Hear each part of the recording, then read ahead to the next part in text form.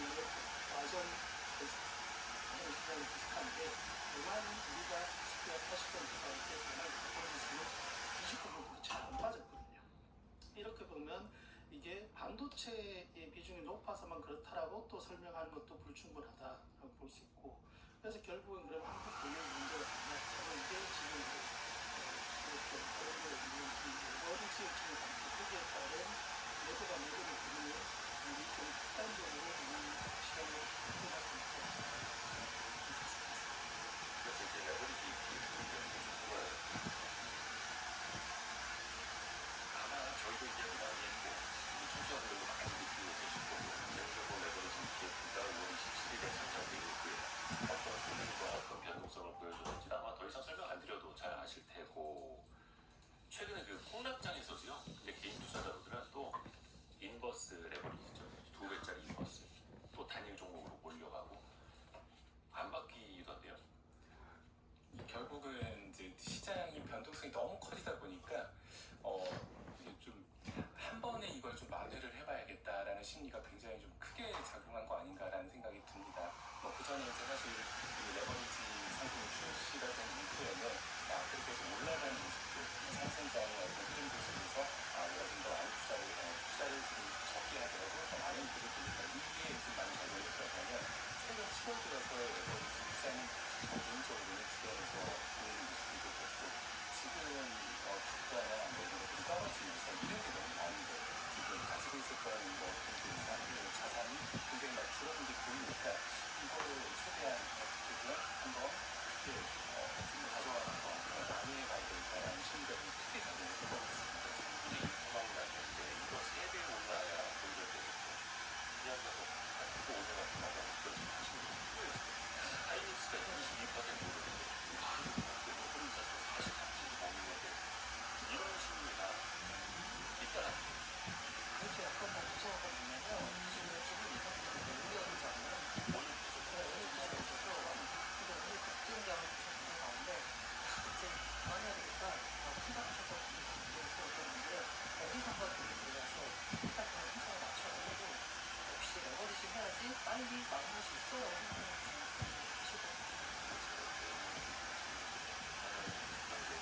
개인 투자자들의 총량은 레버리지 분량 20% 제한하겠다라는 발표를 했잖아요. 그 중간에 있으니까 전체 자산 5%에서 더 많이 투자할 수 있다는 게 있는데, 근데 그 대책이라는 걸 물어보려면 최근에 그 단일 종목 레버리지 기업 투자들이 우리가 대책들은 좀 어떻게 평가를 하세요? 일단 급한 불은 꺼야 되니까 저희가 이제 그런 얘기들도 많이 했잖아요. 사전에 조금 이런 부분들을 좀 예상을 해서 우리가 좀 보완할 수 있는 장치들을 좀 많이 마련을 하면서 천천히 갔어야 된다라는 얘기들이 있었지만은 어쨌든 상품은 빨리 출시가 됐고 그 이후에 지금 변동성이 큰 장이 오면서 굉장히 이제 와서 지적을 더 크게 받는 부분들이 있는데 기본 예탁금 올렸잖아요 지금. 근데 이제 이렇게 해놓으면은 어쨌든 급한 불을 끄려면 하긴 해야 된다. 근데 말씀하신 것처럼 어떻게든 돈을 끌어와서 기본 예탁금 받고 시작을 하면 또 할 수 있는 것들이고, 오히려 또 이렇게 보면 개인별로 투자 한도가 정해지는 거기 때문에 자금 여력이 부족한 사람들은 이제 또 그 시장은 아예 들어가지 못하게 되고 이게 좀 더 또 투자자 간의 격차들을 벌리게 되는 경우가 될 수 있고, 여러 가지로 지금 이제 그냥 예탁금 올리는 것만으로 좀 해소가 되나 라는 생각이 좀 들거든요. 그리고 이게 레버리지 이택도를 누가 주로 거래를 하냐고 보면 이제 개인만 집중하는 건데 외국인도 상당하거든요. 그런데 저도 여기에 대해서는 정확히 얘기해주시면 외국인들이 이게 넥스트에서는 이택도 거래가 안 되고 공장에서 거래가 되고 선물 거래, 살 거래 이런 걸 통하고 그러다가 이제 레버리지 이택도로 오는 이택도는 거래세가 없기 때문에 초단타 매매가 굉장히 활발하게 되거든요. 그래서 외국인들이 요거를 이제 활용해서 거기다 이제 개인들이 약간 공격적으로 키우는 여러 가지 이제 바뀌어져가지고 뭔가 레버리지 이택을 하려면 뭔가 비법이라고 할 수도 있고 일종의 약간 천장급인 비법이라고 해야 되나 이런 식으로 이제 3시간 정비 시작해서 입장을 하고요. 저녁 8시까지는 계획을 거리가 됩니다. 정비 시장이 마무리되기 전에 인버스 이택을 사놓고 그 다음날 아침부터 삼성전자 하이닉스를 매도를 하고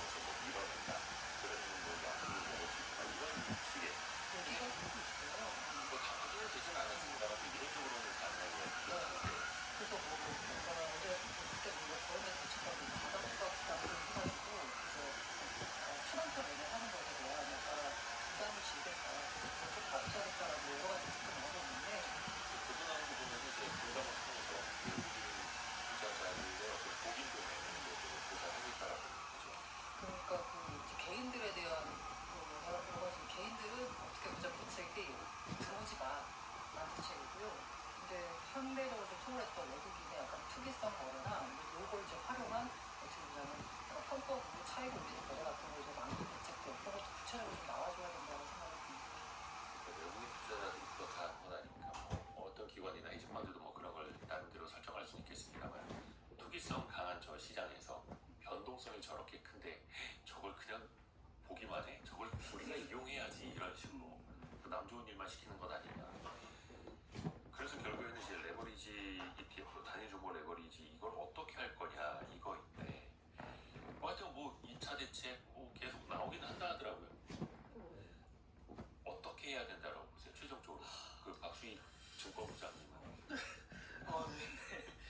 일단 지금 매일 보름 만에 3번의 대책이 나왔거든요. 보완에 또 보완에 3번의 대책이 나왔고 마지막에 나왔던 지난 수요일 이제 29일 밤에 나온 대책이 이제 개인의 그 투자 총량을 제한하고 레버리지 배율을 조정할 수 있는 법적인 근거를 마련했다라는 것인데 제가 받은 느낌이 뭐냐면 일단 당장 가능한 것만 계속 하려고 한다는 느낌이 있고 또 하나는 이게 물이 계속 아까 났을 때 끈다고 했을 때 물이 나서 끌려고 소화기를 계속 새로운 소화기를 계속 갖고 오는데 이 소화기 사용법을 좀 잘 모르는 것이 아닌가.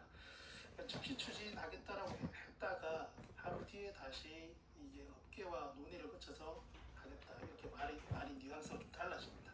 3차 대책의 경우에 일단 카드 제시하고 그 다음에 그 시점에 다시 당장은 뭐 논의해서 하거든요. 그래서 정부 자체가 좀 뭔가 이렇게 우왕좌왕하는 그런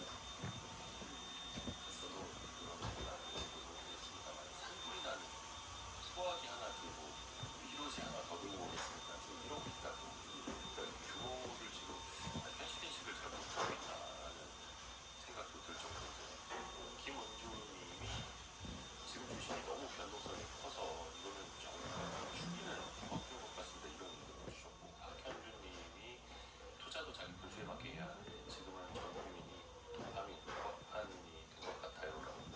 그러니까 사실 우리가 2011년, 2012년 ELW 사태를 기억하시는 분들이 계실지 모르겠습니다. 당시에도 정말 엄청난 도파민이 주식시장 실력이었어요. 그래서 우리나라가 약 2년 반 동안 세계 가상상품 시장 2위를 먹었어요. 정말 그러다가 증거도 올려놓고 그냥 그 시장을 이제 사라지다 싶었는데 제 10여 년 만에 한국에서 이제 그래서 일단 최근 가장 또 최신 버전으로 나오는 얘기는 뭐냐면 이제 이 단위종목 레버리지가 어쨌든 LP라고 하는 유동성 공급자, 증권사들이 그래서 매수 매도 호가를 제시를 해줘야 되는데 매수 호가만 제시해서 어떻게 보면 사기만 하고 매도 호가를 제시하지 않는 방법으로 물량을 계속 이제 걷어들이는 일종의 약간 자연사시키는 그런 논의도 하고 있는 것 같아요. 근데 그렇게 하면 여러 가지 계류도 많이 발생하고 했을 때 당국이 그러면 그걸 어떻게 바라볼 것인지 또는 용인해 줄 것인지의 문제도 있고 시장 자체가 그걸로 인한 또 부작용도 나올 수 있기 때문에 약간 그 어떤 대책의 끝판왕을 보는 것 같고 어쨌든 계속적인 대책으로 인해서 효과는 있겠죠. 거래량이 조금 줄어들 것이고 개인의 중심으로 그러니까 쉽게 말하면 이해 못하시는 분들을 위해서 건드려드리면 그냥 유동성 공급자, 매수호가, 매도호가 제시하는 증권사들한테 지금 있는 ETF 그냥 다 사들여라. 네 맞습니다. 매주 시장에 아예 그냥 매물이 없게 말려버려라 이거잖아요. 근데 그 사이에서 분명 이제 괴리로 굉장히 커지고 네. 수단을 같이 못 따라가면 네. 추정호차라는. 근데 그게 또 그 LP 증권사들에게는 페널티 요인이거든요. 현재 제도로는. 그럼 약간 앞뒤가 안 맞다는 건데 제도야 바꾸면 되는 거니까. 그 시장에서 알아서 해결하라. 니들의 몫이다. 이런 약간 느낌도 있는 거죠. 근데 지금 우리 청취자분들도 그렇고 시장에서 이거 허용해 준 게 누군데 자산운용사들이 이거 필요합니다. 이 상품 만듭시다가 아니라 고위층에서 누군가가 밀어붙였다 이런 보도들 많이 나오고 있고 최근에 국회 정무위원회 현안 질의에서도 이런 칭답 많이 쏟아졌잖아요. 그 현안 질의에서 일단은 이호건 금융위원장은 청와대 지시가 있었던 건 아니라 금융위가 한 거다라고 이제 분명히 입장을 밝히긴 했는데 사실 다들 조금 의혹을 갖고 있죠. 왜냐하면 운용사가 이제 만들라고 막 요청한 건 아니다라고 하는데 이게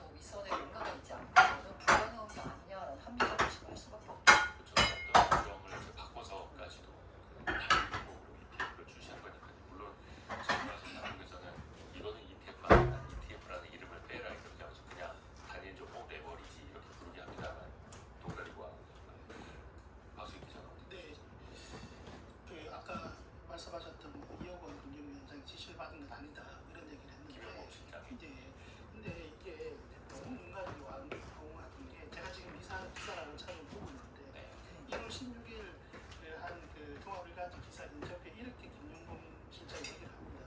금융위는 위험하다고 하지만 사람들이 다 미국 가서 하고 있는데 왜 그렇다고 했다. 본인 그것도 인터뷰가 두 종류가 나죠. 서술하는 인터뷰가 또 문답식 인터뷰. 문답식 인터뷰에 나와 있는 내용 직접 인용이 그런 부분에서 그래서 새로운 상품을 검토하고 있다고 얘기를 했고 그 일이 있은 후 한 달 내에 금융위가 자본시장법 시행령 개정 입법 예고를 하면서 단계로 이제 속도를 내거든요. 그러니까 언론 기사가 맞다면 인터뷰가 조작된 게 아니라면 청와대 김용범 실장이 진짜 적극적으로 밀어붙이게 맞다라는 건데 그냥 뭐 국회에서 이어가 위원장이 하는 저를 들으면서도 참 자신이 방어를 해주고 있구나라는 생각도 많이 들었어요. 짠하더라고요. 근데 이게 그거예요. 많은 분들이 그 화가 나시는 것 중에 하나가 저분들도 표현하듯이 도마판이 만들어졌고 나중에 2천조, 3천조 원이 날아갔지 않습니까? 그 사이에서 해외 투자로 서학개미들이 해외 투자하던 거 몇십조 원 정도 덜 나갔습니다. 라고 자화자찬하는 그런 모습들 그게 맞나 싶은 거죠. 그리고 상황이 이 정도 됐는데 왜 아무도 책임지는 사람은 없는가? 그래서 결론적으로 저는 이 사태는 어쨌든 여러 가지 상황을 보면은 5월 말이라는 어떤 날짜를 맞추기 위해서 상품 출시를 맞추기 위해서 그다음에 정원도 좀 나오고 있고 그 과정에서 속도에 신경을 쓰고 어떤 시장에 미치는 충격이나 위협을 조절하겠다는 그런 관성을 고민해야 되고 그래서 어느 정도의 책임도 엄청 필요하고 대신 이제 시장에 나갈 거 아니고 이 사태를 좀 수습을 하면서 근본적으로 시장의 어떤 경쟁력을 높여야 되는 과제들을 계속 이어가야 되지 않습니까? 그 두 가지가 좀 병행이 되는 그런 결정이 좀 필요하지 않을까 싶습니다. 이런 부분도 좀 얘기를 좀 해야 될 것 같은 게 정부가 굉장히 증시의 이 등락과 이런 흐름들에 대해서 굉장히 얘기를 많이 했잖아요. 저는 당국에서 이렇게 얘기를 많이 하는 게 맞나라는 생각도 사실 조금 했거든요. 그러니까 결국은 이제 정부에서 얘기하는 것들이 국민들한테는 지금 증시가 굉장히 투자하는 곳이다라는 어떤 생각을 많이 주기 때문에 막 올라갈 때 막 올라갈 때 비해서도 저평가다 막 이렇게 그래서 뭐 5,000p, 6,000p, 7,000p 뭐 중간에는 뭐 레버리지를 뭐 이렇게 B2도 뭐 레버리지 투자 이런 얘기까지 나오면서 그 정부 입에서 계속 이런 얘기들이 쭉 나오다가 갑자기 이 폭락이 되니까 아무 말도 하지 않았었거든요. 그때부터는 이제 정책에서 어떤 핵심 역할을 담당하시는 분들이 전부 다 이제 뭐 말을 아끼고 그때부터는 이제 정부 전체 움직임으로 가는 거예요. 그래서 이게 올라갈 때는 정부가 이렇게 굉장히 호황을 자화자찬을 했는데 그걸 좀 떨어질 때는 또 다른 모습들을 보이는 게 맞는가 그리고 이렇게 갔을 때 정책에 대한 신뢰가 얼마나 좀 유지가 될 수 있는가 이런 생각도 좀 많이 들어요. 그래서 어떤 기사 제목이 그런 올라갈 때는 정부 정책 더 내려갈 때는 국민 썸 탓 이러면서